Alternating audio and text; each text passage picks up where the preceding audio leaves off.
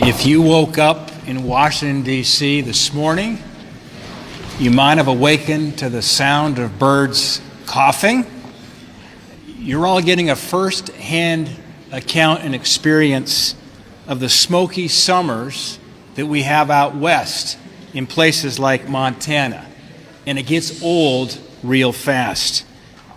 Now, in this case, it's wildfires in Canada that are causing the smoke to hover over New York and coming down here in the Washington, D.C. area. So folks on the East Coast are as sick and tired of breathing the smoke as Montanans are during the summer months. Unfortunately, this is what happens when you have more lawyers in your forest crawling around versus loggers, and when your forests aren't managed properly. Washington bureaucrats and the court system in our country continue to give us policies that can result in air quality like this. But there's good news. We have a fix for this. There is a remedy. We need to fully and permanently reverse the disastrous Ninth Circuit Cottonwood decision. This is a decision from 8 years ago that we are still trying to make right. Now, here's the good news.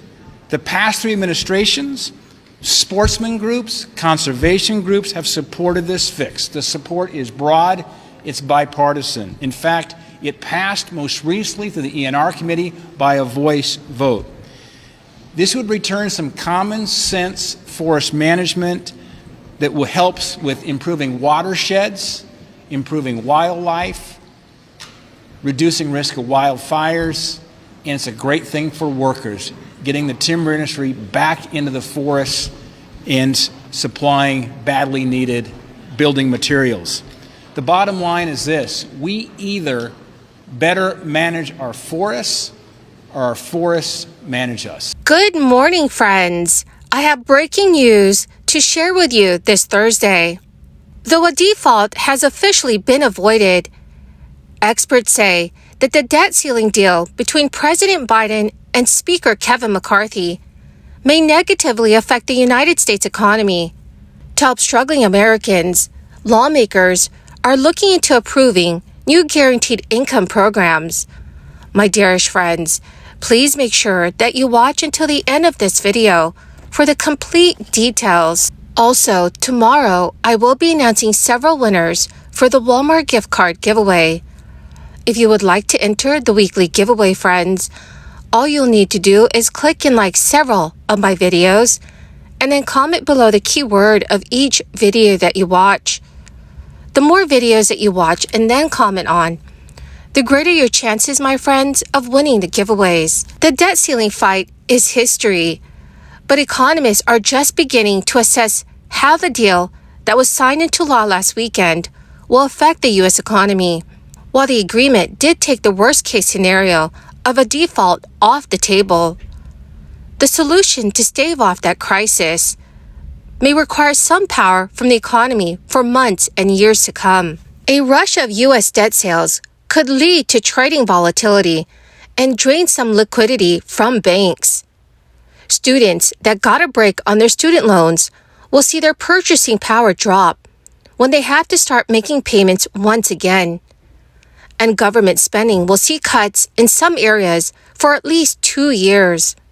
According to the Congressional Budget Office, the spending caps alone could slash deficits by as much as $1.5 trillion over the coming decade. How much of all of this will affect a $26 trillion economy is unknown. Some say the effects will be limited. Many experts who spoke with Yahoo Finance in recent days drew a comparison to the 2011 debt ceiling standoff. That year's deal was the last time such a crisis ended with concrete deficit reduction. It also set the stage for an era of relative government austerity. One argument from the left, including figures like Josh Bevins of the Economic Policy Institute, is that the effects were profound, with the Budget Control Act of 2011 largely responsible for the sluggish recovery from a recession that was triggered by the 2008-2009 financial crisis. The effects this time around are not likely to be that pronounced, largely because a 2011 law implemented discretionary spending caps that were enforceable for an entire decade. This year's version has caps, but caps that become much less strict after just 2 years and could end up cutting deficits by far less than $1.5 trillion. One short-term concern for the economy is what happens when the Treasury begins issuing new debt to replenish its coffers following the debt ceiling deal. On Monday, funds in the U.S. Treasury's general account jumped by almost $50 billion alone. Some say these new debt sales could raise borrowing costs, trigger market volatility, and drain cash out of bank deposits at a time when the banking system is still recovering from a period of extreme turmoil. A second headwind for the economy could be a student loan provision in the deal that prohibits President Biden from extending his student loan forbearance program after a long crisis-era pause. It requires payments to restart this September.